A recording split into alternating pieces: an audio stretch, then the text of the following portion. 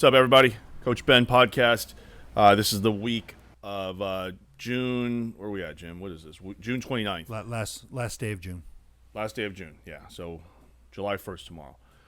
What's up? Man, so took a little sabbatical, a little week off, decompress a little bit, but Jiu-Jitsu did not. There was a lot of events. We had the Fight to Win, I believe number 145 that happened over the weekend. We had ESPN UFC Fight Night and another Third Coast Grappling. So once again, combat sports, Jiu-Jitsu in particular, fills the weekend with live sporting events, and you're here to break it down. What do you have, Ben? Yeah, so it's good that we packed all these events into one weekend, because this coming weekend there are no events that I know of, right? There are no events, right? I think there's 4th of July. There's no UFC. Seth said there's no Fight to Win. I don't think there's any Third Coast. So I think that's it, right? So we got a week off, which is good. People watch fireworks. Yeah. So Friday, let's start with Fight to Win. Okay, Fight to Win 145. So we're going to do a podcast on this eventually, Jim, but Fight to Win is one of the first grappling events, I would say, that one of the first. It's one of the first consistent grappling events that are starting to have betting lines, right? So people can bet on the fights. They can pretty much just lay down. I think the max is only a couple $100 right now. It's very low limits, but it's exciting for sports bettors and for the sport of grappling. And the reason, we'll get into detail on that podcast, but as sports betting grows, the sport of grappling will grow. More casual fans will be brought in, and it's a good thing in my opinion. So betting sites, BetDSI, BetOnline, these sites, go check them out. All right, so for the event itself, I'm going to focus just on pretty much the main event and the co-main event. I actually got these in reverse. I thought that Garry, Tonon, and Quexinho was the main event, but when I watched the event, it was actually co-main event, and it makes sense because Xande is the heavier guy. Xande and Gabriel Almeida were the heavier competitors, and Xande's just a legend, so he deserves the main event slot. All right, and is the active jiu-jitsu competitor, whereas Tonon is coming back to jiu-jitsu from MMA. Tonon, undefeated MMA fighter. Xande is more of the purist, exactly. I don't think he's done MMA. There were a lot of really, really talented people on this card, and we didn't get to recap the last one, I don't think, but I always want to highlight some people that I think are going to make dents in the sport. And the name that really jumped off to me when I was looking, when I was watching this event, was Samuel Nagai. And this is the guy that won the Gi World Championships last year at Brown Belt, and he beat Jonathan Alves. So that's a big deal. He beat him by I think almost double-digit score too. So it was, look out for this guy. He easily got a Ezekiel Choke won the title in the Brown Belt. I think middleweight, and so he's like double champ now at Fight to Win. Look out for this guy. He's definitely one of the people I think are going to be really, really good going forward. Definitely black belt, competitor level already. All right, so co-main event. I talked about this a little on my YouTube channel. The betting odds on this event heavily favored Garry. So everybody knows Garry, right? Danaher black belt, great leg locker, just a well-rounded guy. What do you think of Garry when you see him compete, Jim? You know what? I don't strictly look at him as a leg lock artist. Not anymore. But even at the height of when they're just leg locking everyone, I still see Garry as a very talented wrestler who made the quintessential transition into jiu-jitsu, because his stand-up, when you see all the attacks that he throws at people, underrated. When it's still in the standing phase, you really don't hear too much about it. And his standing game is so versatile. To get it to the ground. Then once you get it to the ground, I mean, he used to be rear naked choke guy, but then it evolved. That's a really good point, Jim. I think people underestimate how versatile Gary's stand-up is. Oh, it's so fun. It's not even him. just takedowns. I mean, he throws in the Kani Basami, so the flying leg scissors. Yeah. I mean, if you go on, I think it's like Flow Grappling or Fight to Win's Instagram, you can see Gary's warm-up. And all it is were shots into an underhook, into flying scissors takedown, into Kani Basami. So he obviously, I mean, this is like terrifying, right? You don't know if this guy's going to take you down or if he's going to jump into your legs with this thing, so with this move. So, yeah, I would say Fight to Win was basically made for a guy like Gary Tonon. It's made for his style of jiu-jitsu. And no surprise, he was minus 260, which is, almost a 3-1 favorite over Quexinho. So Oswaldo Moizinho is his name. Quexinho means small chin, I believe, in Portuguese. It's a nickname. And Quexinho is 4-time black belt world champion at no-gi. So we're not talking about, chump here. The problem is that the rule set is submission only. It's not IBJJF. So when I was talking on my channel about how you would bet this if you were a sports bettor, you just had to favor Garry heavily because, one, Quexinho's a gi and no-gi guy. Gary's a no-gi specialist. Garry is the bigger fighter, and there were some other key differences, like Quexinho's main attack is the omoplata. It doesn't quite work no-gi as well as it does gi. Just everything to me in this matchup pointed to a checkmate match for Garry, and it was no surprise. After a few attempts, he backstepped into the inside heel hook and got the submission. So Garry wins, and it was no surprise. I think everybody picked him, to be honest. There's very few people picked Quexinho. Just there's nothing to do with Quexinho. It's more to do with how good Garry is and the rule set. So inside heel hook. All right. Main event. Xande Ribeiro hasn't competed in 2 years. Comes back in the gi to fight Gabriel Almeida. So Xande was a small betting favorite, minus 140. So I don't understand, why.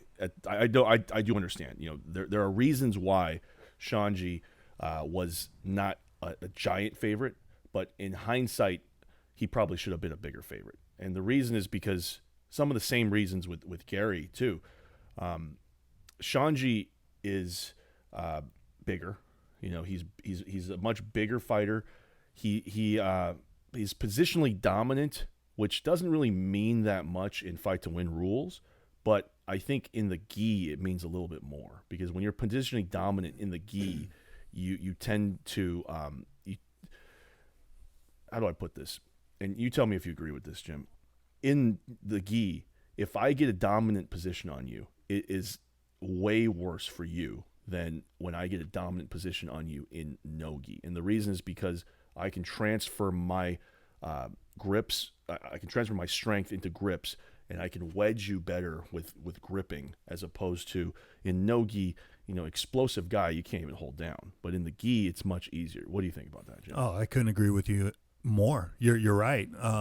Because you can use the gi, whether it's your pants, the lapel, the sleeve, the wrist. So many grips. It's just, and you can use that to systematically just tighten up a position to really emphasize what the importance of position really is. You put that weight on there, and then further you have some sort of pulling mechanism to make yourself even heavier, to lock you in. The key word you mentioned is wedge the position. And furthermore, use it as a weapon. If this person explodes out, boom, there could be a sick loop choke waiting for him. So one simple example is the arm triangle in gi, I think, is even more dangerous than the arm triangle in no-gi, because in gi, I have the option of the arm triangle, and if you turn to defend, and which you should, which will relieve the choke, I can immediately enter into the Ezekiel because I have the gi. In no-gi, if you turn, I have to enter into kind of like a no-gi Ezekiel, which is very hard to finish, and also there's just more sweat. There's a lot of slippage. You know, we already brought up Samuel Nagai, but watch his match. He just straight up uses the gi to Ezekiel somebody, you know, almost out of position. You know, it's like he wouldn't even pass the guard all the way. He just grabs the arm triangle and just puts you in the Ezekiel, and you're done. You know, so anyway, my point is that in the gi, the bigger man is going to have the bigger advantage. You know, and that you can see. I don't have any like perfect examples of this, but examples of this would be like when you saw Cobrinha fight Rodolfo Vieira, right? Rodolfo just crushed Cobrinha, and you could just see that the weight had the grips. You know, the grips transfer the force. You know, that you can exert force more. The bigger guy just, you know, has an advantage. And then when you watch Rodolfo face Rafa Mendes in no-gi, he couldn't pass Rafa's guard. Some people might argue that Rafa has a better guard. I'm not saying otherwise.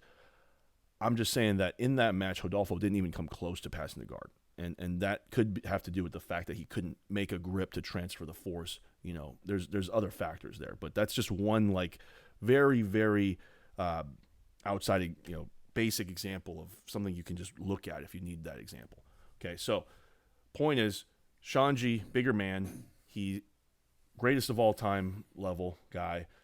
The dangers of Xande in this match, betting Xande in this match, for me, was that Gabriel Almeida is an active competitor. He's been competing for the last 2 years, you know, and he understands the fight to win rules.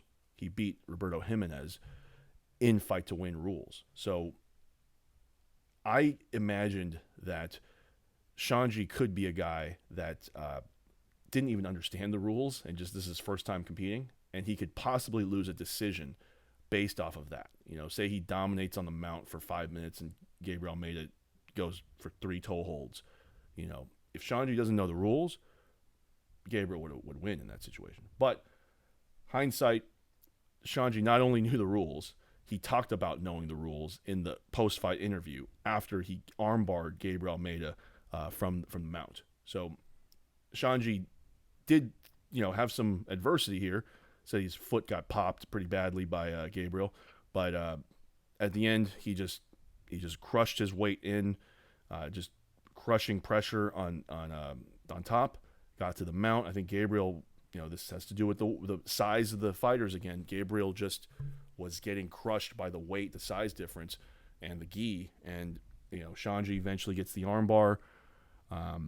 He wins fairly easily here, but, you know, Gabriel, good job as well, and so did Quexinho. You know, they did the best they could against this opposition, and so Xande wins armbar, Garry wins inside heel hook. And if you watch my YouTube, I said to bet Garry, and I said to bet Xande, and I said to parlay the two of them together in one bet if you can. I'm not always going to be right. You know, don't always listen to me, but it was a good night. It was a good betting night for sports bettors on grappling. And so, yeah, that's fight to win.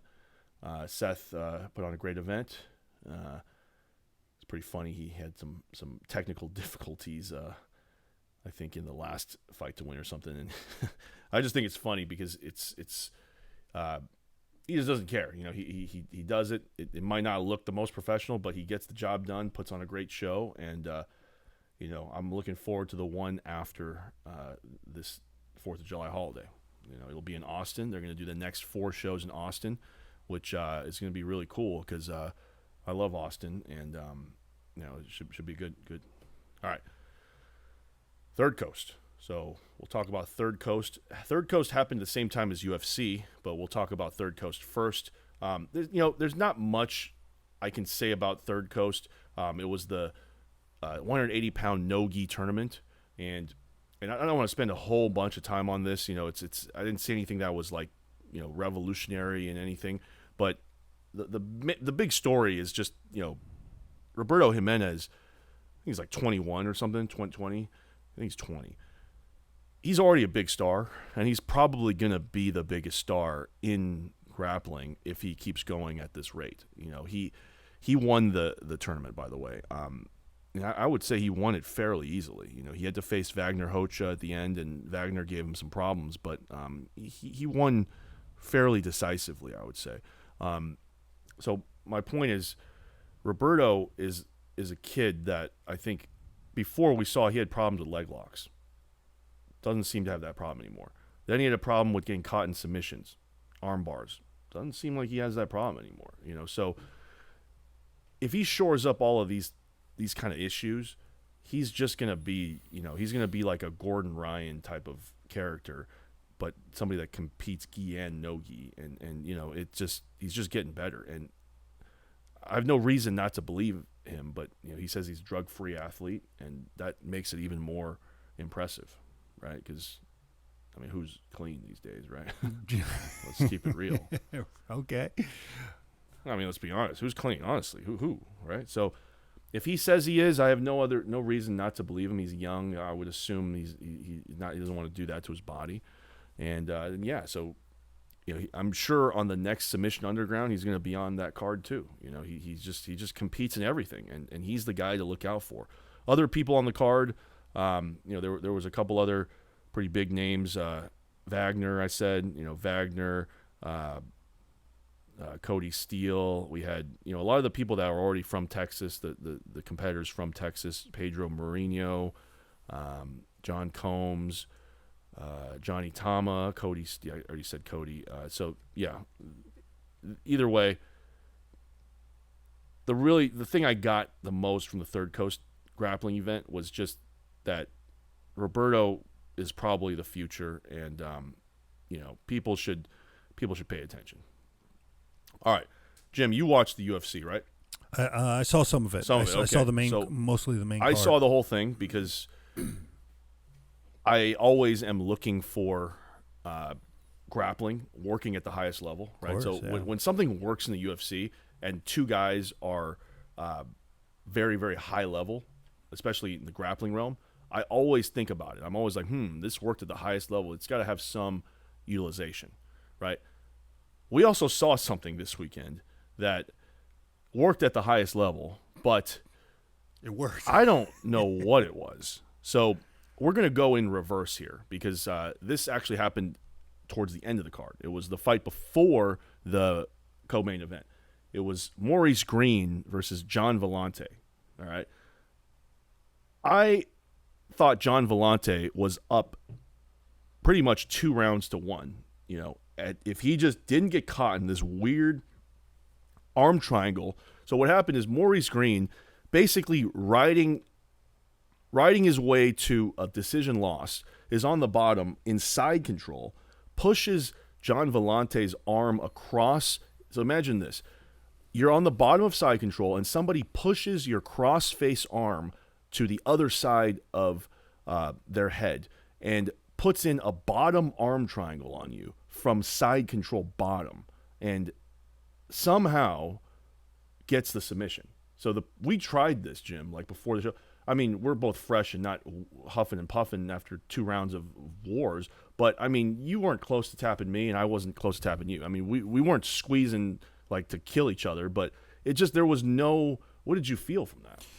Yeah, so going to the mechanics of how that choke even worked from that position was such a challenge, and I think it comes down to it wasn't really a technical submission as it was a submission out of fatigue. Yeah, I really think that, because there have been times where, I'm sure everyone who's felt it, who's in jiu-jitsu, you're a black belt, I can almost guarantee you felt a moment. I've never tapped to fatigue, Jim. No, not tapping to fatigue, but what I was about to say is the idea of I'm so tired I want to tap. I know what you're saying. There's been submissions that have been put on that I'm like, a fresh me could have fought this, but a tired me, there's no way I'm going to fight this. Right, and I tell you what, to that point of when I say I don't tap from fatigue, mm-hmm. There's something to that. It's not an ego thing. I don't have a problem tapping, but as someone who really cares about the art, I'm not going to tap to fatigue. It's like, you got to give me with some technical. I'm not going to tap to because I'm tired. No, absolutely. And unfortunately, I think that's what happened. But not to necessarily criticize what happened that fight. As a coach, I think when they watch what happened, they'll see the positional sequences that happened. And, I'm sitting there yelling at the TV. It's like Valente could have, passed that weak half guard that Maurice was kind of. He could have just gone back to side control and just because the angle would have been wrong. I don't think Gian Villante tapped to fatigue. I think he tapped to a submission that was – a low percentage submission, but because he was fatigued, that thing came on. There you go. And he was tired. And that's fair. I don't. Fair. I didn't mean I don't tap to fatigue as an ego thing either. I don't tap to fatigue as in if I'm dying and I'm gonna throw up and fall down, I'm just gonna just like make noises and kind of look like shit. I'm not gonna just be all right, tap guys, I'm out, I'm too fatigued. Right. You're just gonna beat me up until I ultimately tap from a legit submission. It's not. I'm not gonna just quit because, I mean, there are times where you do need to quit. If you're gonna have a heart attack on the mat, you better quit. Well, yeah. But I've never gotten there. I guess. Yeah, and I think for all of you practitioners, students of the game, if you find yourself in that level of fatigue to where you want to tap, I say change your training purpose and that moment. Call an audible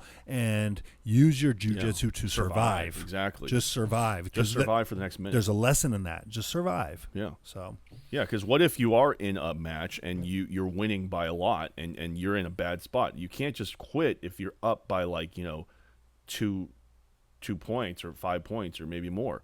So anyway, no disrespect to Gian Villante. He not at all. He would have won that match. I had money on Gian Villante. I lost money on Gian Villante. So I just thought that submission. I always look at what works at the highest level, right? And that submission. That's not something that I would practice, honestly, even for that moment. I just if Villante was that fatigued and he was going to tap to a move like that, hip out, get an underhook, get on top, smother him, make him tap to something else. I wouldn't train this bottom arm triangle as anything more than just a it exists. I wouldn't drill it. I wouldn't try it in training because it's one of those moves where if you don't get it, you're in deep shit. Your arm is isolated.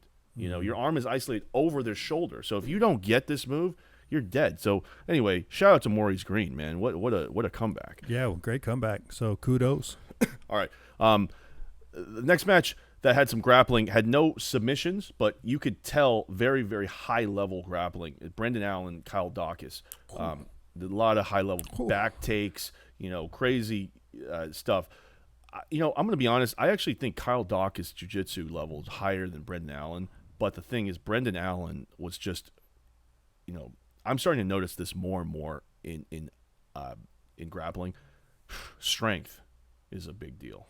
Yeah, and I think he had some good MMA instincts as well. Wrestling, he had better wrestling, but the strength, man. It was when he wasn't gassed, he was basically eating a lot of Kyle Dawkins' technique with just brute force. And I'm not saying that there's no technique behind that. I'm just saying that it was obvious that he was the physically way superior guy until the gas tank kind of went out a little bit. And I would say a fight that happened before that, Mickey Gall and Mike Perry, the same thing happened. Or after that. Yeah, sorry, yeah, after that. The same thing happened. Mike was able to overpower Mickey in the jiu-jitsu world, and I don't think that's because he's better at jiu-jitsu than Mickey. It's just Mickey's gas tank fell off towards the end, and Mike is just an animal. So it just is what it is. Right. I know that Mike's jiu-jitsu isn't better than Mickey's. No. I've trained with Mickey, and I've seen Mike in competition, in grappling only competitions, but. This gas tank means a lot. Yeah, and I'll say shout out to Mike Perry for taking this fight. When you consider his previous losses, they've been jiu-jitsu at the hands of jiu-jitsu, right? And so it looked like he's been doing his homework. He knew enough to not get himself involved in the type of grappling match that would obviously favor Mickey. And I will say Mickey did show some good signs of things. It looks like. Yeah, and it looks like he's working on a stand-up. Yeah, I think in a bigger cage, so there's a big difference between small cage and big cage in the UFC. I think in a big cage, Mickey with a different game plan wins that fight easily. Circle, disengage, don't forget about takedowns. Mike Perry, I think he showed great underestimated takedowns. in his takedown defense. It's crazy. He has a low center of gravity.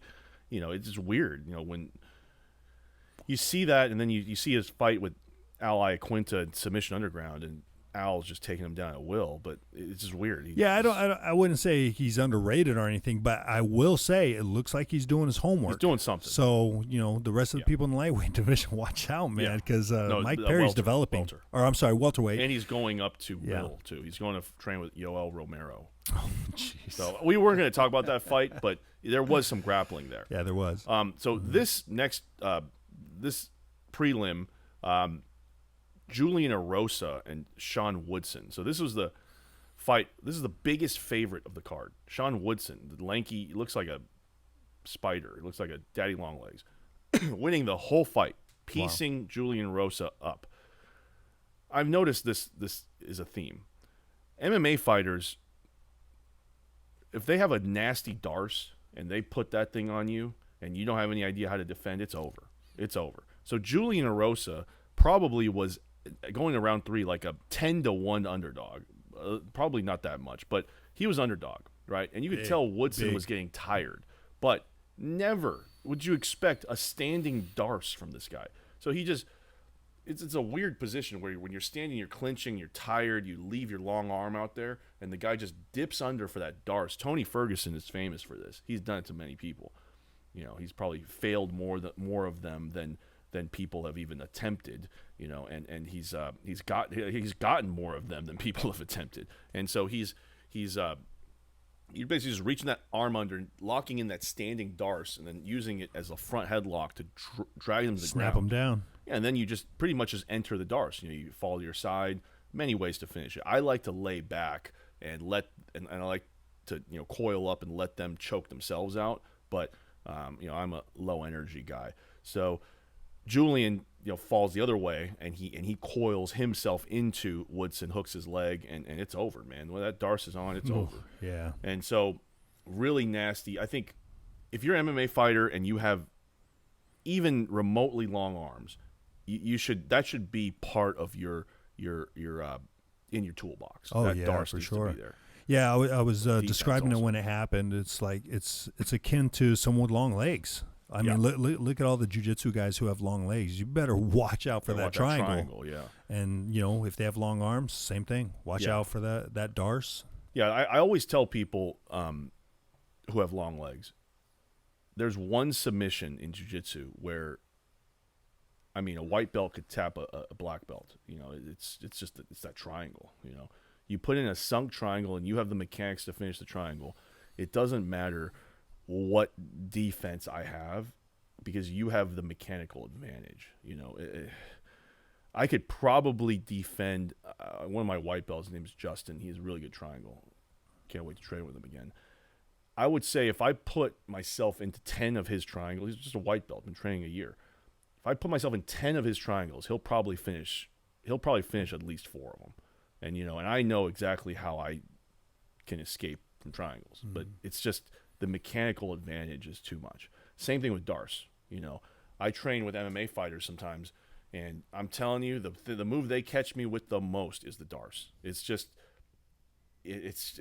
there. It's a slick. That's a slick submission. That and the triangle, man, those are just beautiful submissions. Darce is just an arm triangle. Right. And then to where I was going, it just can be slapped on from so many different angles. So if you're looking out for the darce, you'll find you're always on the lookout for it, because there are a lot of positions to where that submission presents itself. Yeah. I wish that there's this Garry Tonon actually released an instructional video on how to finish it, and I wish he would just make a better quality version of it. I think it was like a live video, and he describes the mechanics on how to finish it, and I don't even remember it, but I just remember that that made a lot of sense. Like, the finishing mechanics are very important. It's not just sink your weight in. There's a specific kind of turning pressure that you gotta do. Anyway, next. So oh god, lost money on this fight too. Kama Worthy and Luis Pena. So nobody thought that Kama Worthy was going to win. And I am never going to doubt this guy again because he submits Luis Pena at with like, I think it was like 2 minutes left, right? So 2 minutes left. Luis Pena's gassed. He shoots in, and he's dominating the jiu-jitsu. He's killing him, taking his back. I think he's like a 10-8 round, maybe round 2. Round 3, he dives in on a double, and Kama Worthy locks in one of those high elbow guillotines. So it's not the actually it was a combination between it started as the fist, as that, you know, the deep high wrist. You just stuff the fist in the neck. There's a guy named Cody McKenzie who was famous for this move. And you have to have long arms also, and you have to have a very flexible elbow flexion and range. So if you can, you know, say if I can get my thumb into my shoulder here when I bend my arm, that's going to be more of a choke because the more you can push that fist in, as soon as you get, the more you push that fist in, the more of a carotid artery closure you can get. So it started as that choke, and then the common defense that people have when they get caught into a guillotine is they try to jump to the other side, right? So you get relief pressure. The counter to that is to go high elbow. So not only did Luis get countered by the high elbow, he also got countered by the fence because he got stuck on the fence. So he tried to jump and he got stuck and he had to tap. You know, it was just you know, long neck. You just, you know, you have to tap. And Luis is almost a 3-1 favorite as well. You know, so Kama Worthy, legit, big underdog. Now he's beaten 2 big favorites. He beat Devontae Smith with a knockout. Big underdog. And that guillotine, man, that's another tip for people that you know, listen to this for jiu-jitsu advice. If you have a good guillotine and it's not an arm in guillotine, it's without the arm, work on improving your high elbow guillotine as well, because when the counter comes, you will literally choke somebody out from the side control if they try to jump over. And the best example I can think of this is there's a video of Marcelo Garcia on YouTube rolling with Damian Maia. And Damian Maia tries to do this defense, and Marcelo goes high elbow, and Damian, you know, gets tapped. So that's it. All right. Terrible betting night for me, by the way. So, no, actually, it was fine. It was fine. I made a little bit. I made a lot on the grappling. So yeah, I gave it all back on this card. I bet Hooker too. So damn. Oh wow. What a fight that was! Fight of the year, right? Probably. Fight of the year. No grappling, but it is what it is. Great fight. All right. The last fight we'll talk about before we wrap this up, Jim, is the local fighter, Kay Hansen from 10th Planet Fullerton, which is basically like down the street from us, like 30 minutes down the street. Losing the whole fight, getting pieced up, but gets the armbar, gets triangle armbar on Jinyu Fry, who Jinyu Fry is Invicta atomweight champion, so she's moving up in weight to the UFC. She was a underdog. Kay Hansen actually was a favorite, and I think there was a story of somebody bet $38,000 on Kay Hansen making a UFC debut at age 20. That guy made some money. So he made like probably at least 20 grand, I'd say. So he won, right? He won, but that's a crazy bet. I don't know if I could pull the trigger on that kind of bet. So Kay Hansen ends up. It was a crazy exchange towards round 3. You could see that Jin was getting fatigued, and so Kay Hansen stopped striking. She needed to stop striking and just close the distance. Finally, closed the distance, and she hits one of those moves. You know where when you try to do like an Uchimata on somebody, and then you guys are both like touching the ground because you're both tripoding because you both kind of got thrown. Yeah. Person doing the Uchimata has to do that, and then if you're getting thrown, you have to do that to balance. As Jin posted her hand to counter the Uchimata, or I think it was a body lock of some kind. It could have been either.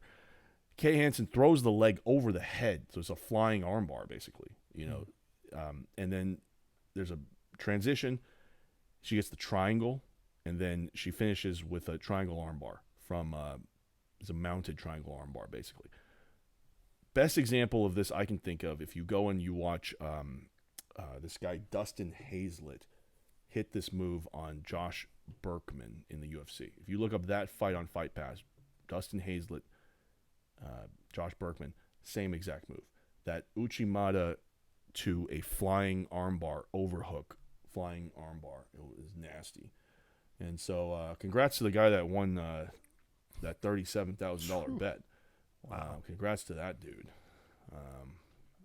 There was another big bet. I can't remember what it was. I think it was on Poirier. There was a big bet on Poirier too. I think something like $50,000 on Poirier. Congrats to that guy. Wow, that's a brave bet. Congrats to that guy. That's a brave bet for the significance of what that fight was, to see if Poirier is on the downside of a career and see if Hooker is tried and true. Yeah. Jim, you have anything to wrap it up? I'm going to look real quick at the next events, and then we'll wrap it up. No, I don't really have anything to add other than, during this state of quarantine, try to at least drill those moves because, what these bouts, whether they're MMA or Jiu-Jitsu, have been showing is that, man, it's a beautiful thing to watch, man. And it's, there's so many, I always look at grappling scenarios like math equations, and to solve these equations, kind of like what we did right before we started recording, trying to, replicate. I wanted to see. And there is, this active, these organizations that are keeping jiu-jitsu specifically going. It's beautiful to watch. It's fun to watch, and there's so many learning notes to take from these events. So anyone into jiu-jitsu, I would just recommend watch these events, tune in. I never asked the listeners for anything, but if you guys could please just like and share the video and tell your friends who I try my best not to just, recap the fights with Jim here and just say like, oh, okay, Dustin Poirier won. I try to break down what we can learn from it, because there's no point in just watching it, if we're practitioners. There's plenty of podcasts you can listen to. You can just read, Sherdog and see who won. But there's certain things that you can get from these fights that will help your game, and especially if you're an instructor, I think being, on the cutting edge is important. It's an arms race at all times. If somebody knows something that you don't know and you go into competition not armed with that knowledge, well, you're going to get caught. How do you think, Gordon and the Danaher guys and Garry and Eddie Cummings wrecked everybody with leg locks for so long? It was technology that nobody had, right? Because nobody was giving the info out, and we're trying to give the info out. And the more people that get involved, I think the better. We can take listener questions. We can do more. I was wrong, Jim, about next week not having any events. There is an event called Grapple Fest 9. I don't know much about this event, but there seems to be some pretty big names on there. So look out for Grapple Fest 9 on Flow.